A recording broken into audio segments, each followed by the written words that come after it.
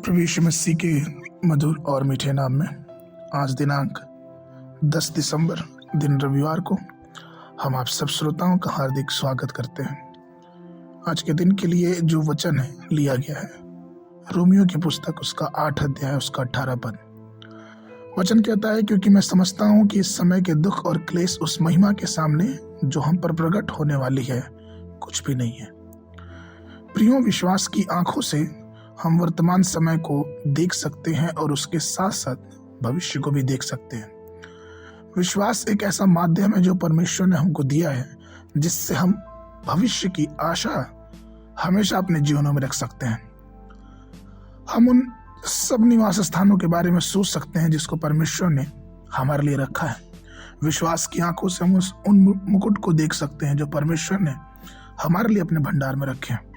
विश्वास एक ऐसा आश्वासन है जो हम मनुष्यों को, परमेश्वर विश्वास करने वालों को आगे बढ़ने की हिम्मत और ताकत देता है। हवा, जो कि सृष्टि की पहली स्त्री थी, उसके पास वो विश्वास की आंखें नहीं थी, इसलिए वो उस वर्जित फल को खाना भला समझा, ना कि परमेश्वर की आज्ञा को मान के परमेश्वर की संगति में आगे बढ़ना। अगर उसके पास विश्वास की आंखें होती तो वो ये समझ पाती कि उसके फल खाने से कितने श्राप, क्लेश और दुख इस दुनिया में आने वाले हैं। चूंकि उसने विश्वास की आंखों से न देखा, परमेश्वर की बातों पे विश्वास ना करके उसने शैतान की बातों पे ध्यान दिया, उसने उस फल को खाया जिसका दंड मानो जीवन पे आया। एसाव के पास भी विश्वास की आंखें न थी, उसने सिर्फ शारीरिक आंखों से देखा। उसने ये देखा और महसूस किया कि उसे भूख लगा है और उसका भाई जो दाल बना रहा है उसकी भूख को संतुष्ट कर सकता है। वो ये भूल गया कि परमेश्वर ने उसे पहलौठा बनाया है। उस पहलौठे के अधिकार को वो ना देख पाया और वह हमेशा के लिए आंसू बहाने का जीवन खोजा। लेकिन जब हम इब्राहिम के बारे में देखते हैं तो वचन को जब पढ़ते हैं तो हम ये समझते हैं कि इब्राहिम के पास विश्वास की आंखें थी। इब्रानियों का लिखने वाला अपने 11 अध्याय के 9 और 10 पद में इस प्रकार से लिखता है, विश्वास से ही उसने प्रतिज्ञा किए हुए देश में, जैसे पराये देश में परदेसी रहकर इसहाक और याकूब समेत जो उसके साथ उसी प्रतिज्ञा के वारिस थे, तंबू में वास किया, क्योंकि वह स्थिर नहीं वाले नगर की बाट जो होता था, जिसका रचने वाला और बनाने वाला परमेश्वर है। प्रियो, प्रभु यीशु मसीह की ओर हमारे विश्वास की आंखें लगी रहनी चाहिए। ऐसी विश्वास की आंखें, क्योंकि हम ये देखते हैं कि वो हमारे गुरु हैं और यीशु मसीह भी विश्वास की आंखों से इस संसार में आए। वे संसार के धन दौलत उनको सब दिया गया। शैतान ने उनसे कहा कि तू एक बार झुक के मुझे दंडवत कर दे तो मुझे सब कुछ दे दूंगा।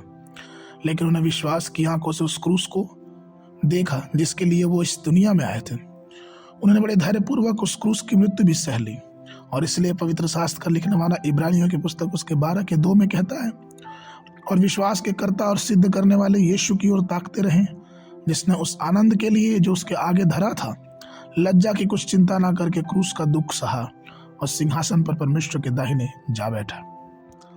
प्रियो, आज हमें ये सोचना है कि हमारी आंख की स्थिति क्या है। क्या हमारे पास केवल शारीरिक आंखें हैं जो संसार की चीजों को देखती हैं, या फिर विश्वास की आंखें हैं जो अनंत में आनंद को देखती हैं? यदि हमारे पास विश्वास की आंखें हैं तो हम संसारिक चीज की खोज में नहीं लगेंगे, क्योंकि वो परमेश्वर हमारे लिए पहले से ही करेगा, और तब हम परमेश्वर की ओर लगेंगे, जिससे हम परमेश्वर की आशीषों को अपने जीवन में पा सकते हैं। आज के मनन के लिए इब्रानियों की पुस्तक उसका 11 अध्याय 33, 34 और 35 पद। इन्होंने विश्वास ही के द्वारा राज्य जीते, धर्म के काम किए, प्रतिज्ञा की वस्तु प्राप्त की, सिंहों के मुंह बंद किया, आग की ज्वाला को ठंडा किया, तलवार की धार से बच निकले, निर्बलता में बलवंत हुए, लड़ाई में वीर निकले और विरोधियों की फौजियों को मार भगाया। स्त्रियों ने अपने मरे हुए को फिर जीवित पाया। कितने तुम्हार खाते खाते मर गए और छुटकारा ना चाहा, इसलिए कि उनकी उत्तम पुनरुत्थान के भागी हो। बाइबल अध्ययन के लिए होशे की पुस्तक उसका 1 अध्याय